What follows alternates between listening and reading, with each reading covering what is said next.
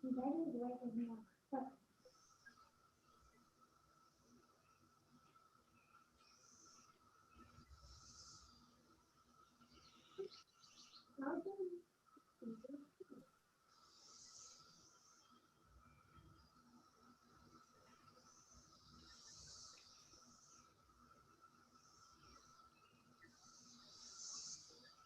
are now live, everyone.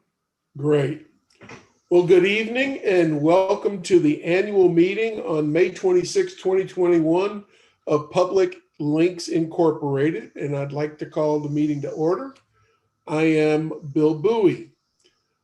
To conduct this meeting wholly electronically and to effectuate both the emergency procedures authorized by FOIA and the emergency ordinance, the Park Authority Board needs to make certain findings and determinations for the record, as we did at our first electronic meeting.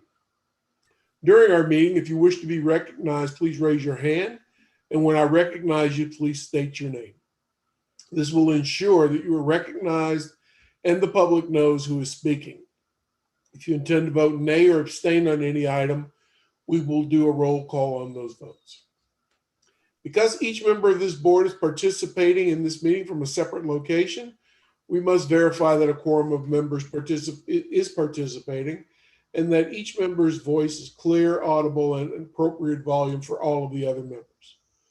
Accordingly, I'm going to conduct a roll call and ask each board member participating in this meeting to state your name and the location from which you are participating. I ask that each of you pay close attention to ensure that you can hear each one of your colleagues.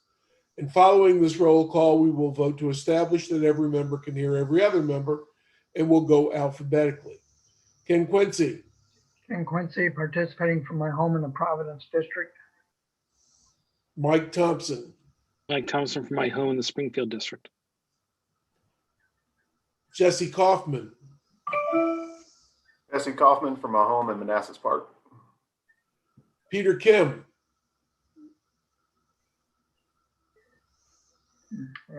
Peter Kim. Peter Kim, Greendale Golf Course. Okay, and Linwood Gorham. Linwood Gorham, participating from my home in the Mount Vernon District. And I'm Bill Bowie, and I'm at my residence in the Hunter Mill District. At this point, I'll pass the virtual gavel over to Vice Chairman Quincy so that I may be heard to make the requisite motion. I move that each member's voice may be adequately heard by each other member of this board. Ken Quincy, you have heard the motion. Is there a second? This is Mike Thompson, and I second the motion. Ken Quincy, it has been moved and seconded. Is there discussion? Seeing and hearing none, all those in favor of the motion signify by saying aye. Aye. All those opposed say nay. That motion passes. Thank you.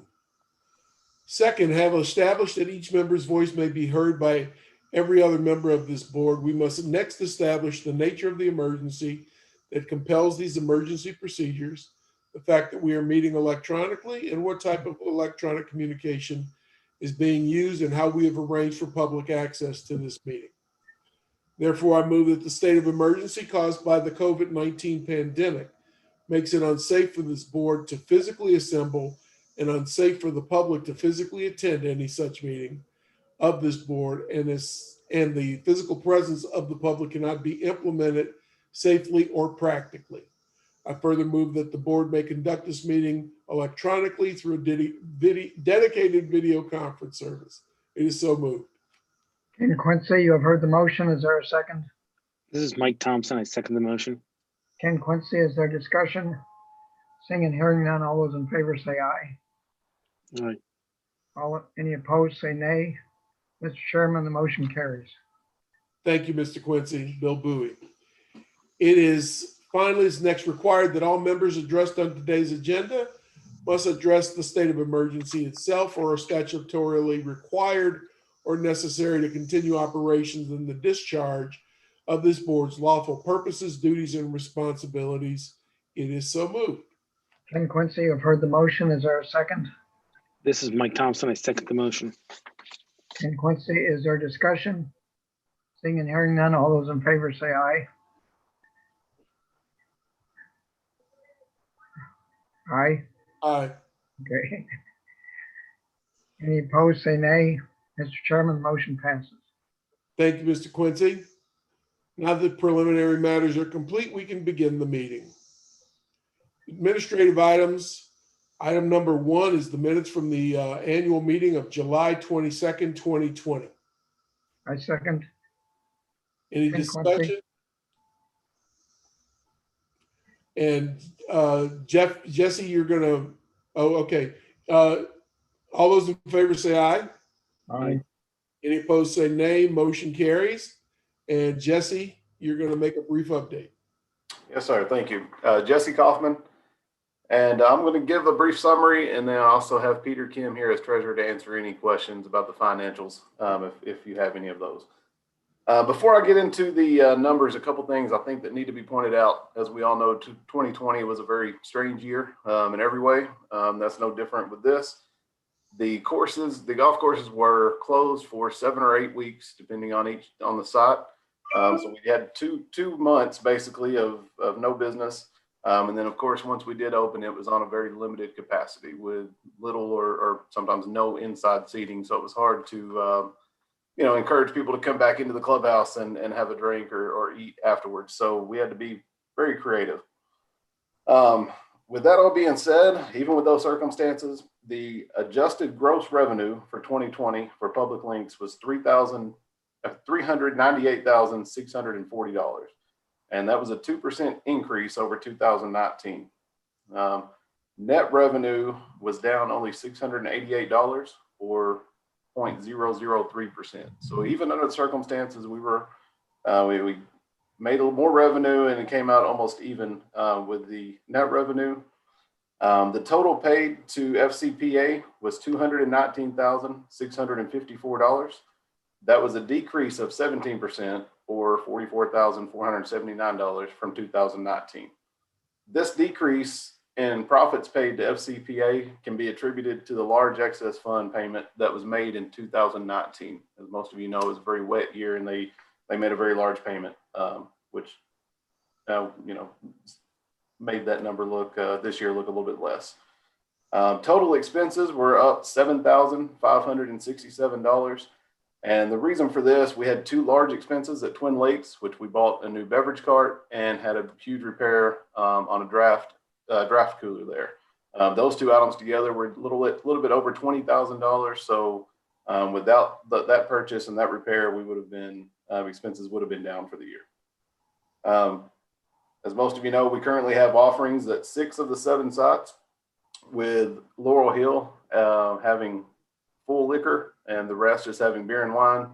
And the exception is Oakmar, which currently does not have any type of alcohol offering, but we are in the process of obtaining the ABC license to expand the F&B offerings there to beer and wine and the food offerings there, which if you've been out to Oakmar, that site has a ton of traffic. So I think that's going to be a great addition for Public Links, and then also for the customers. I know it'll be a great thing to offer for the customers there.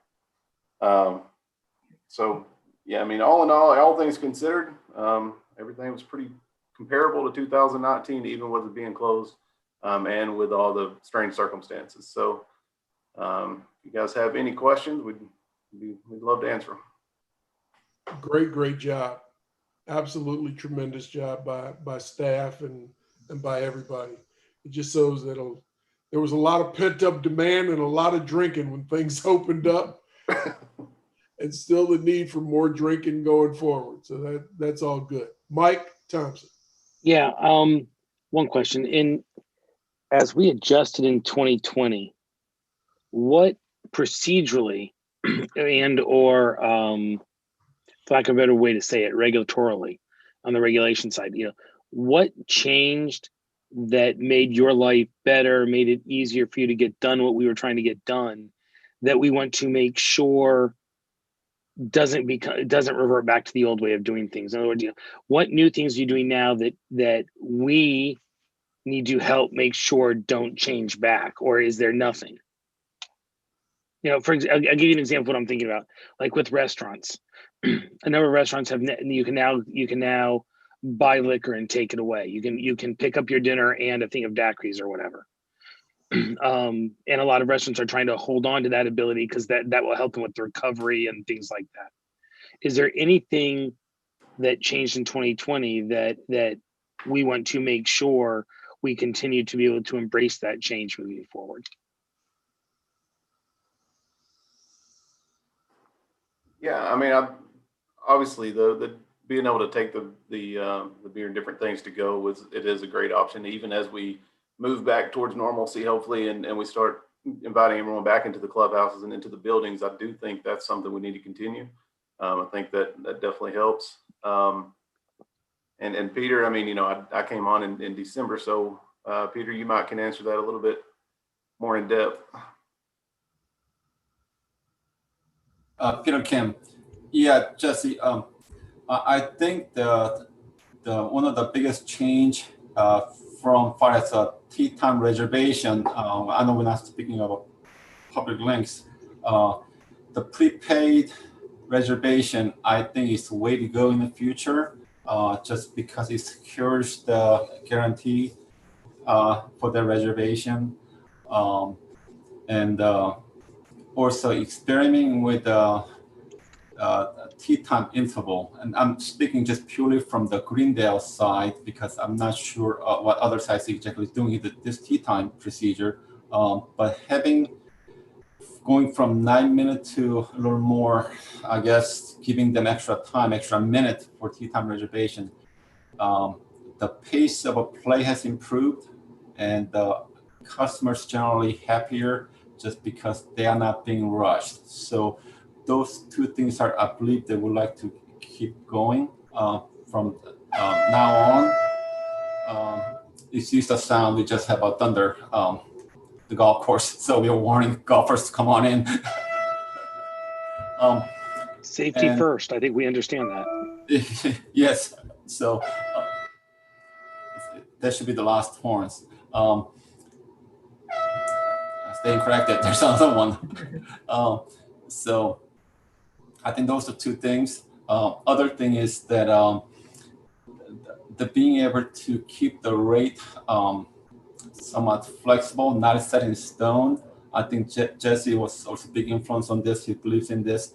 Is that being able to change? I won't say change. Be able to adjust the rates quickly. Meaning, we've traditionally had twilight rates before, but now we are not having that this kind of rate. We are keeping the same rate throughout the course of the day for Greendale, and it's maximized the revenue. And actually, we had no complaints at all. People are just happy to choose either play 9 or 18 holes instead of going to the discounts. So as right now, as demand is high, we're trying to keep the standard rate, stay away from discounted rate. And as demand diminishes, we may try to come up with a creative discount to bring in more golfers. So I think those three things are for Greendale is working well. And I like to see that keep going with the rest of the year, maybe for the 2022 or so.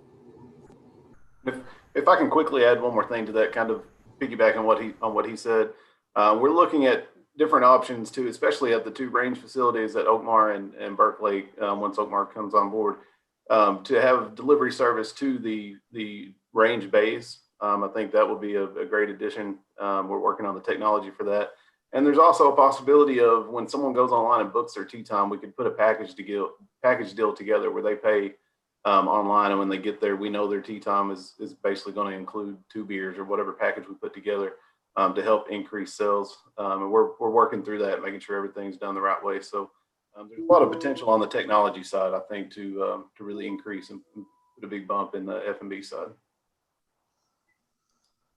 Thank you. Any other questions on that one? All right. Good. So this is Bill Bowie again. I move the adoption of the 2020 annual report of Public Links Incorporated. Ken Quincy, I second that. Any discussion? All those in favor say aye. Aye. Any opposed say nay. The motion carries. Item 3 is the election of the officer. This is Bill Bowie. And the election of the officers for the 2021-2022 season. Is there a discussion? Mr. Quincy, would you like to make a motion? I will so move. So move that the officers are, The election This of is- officers for 2021 and 2022. This is Mike Thompson. Mr. Quincy, if you would allow me, I would move that we re-elect the slate of 4 officers that we had before. Okay, thank you, Mike. and we will detail that in the minutes of the meeting. Any other discussion? All those in favor say aye. Aye. Any opposed say nay. That motion carries. Item number 4 are the leases for 2021. So a move for the adoption of the leases for Public Links Incorporated. Kim Quincy, I second. Any discussion? All those in favor say aye. Aye. Any opposed say nay. The motion carries.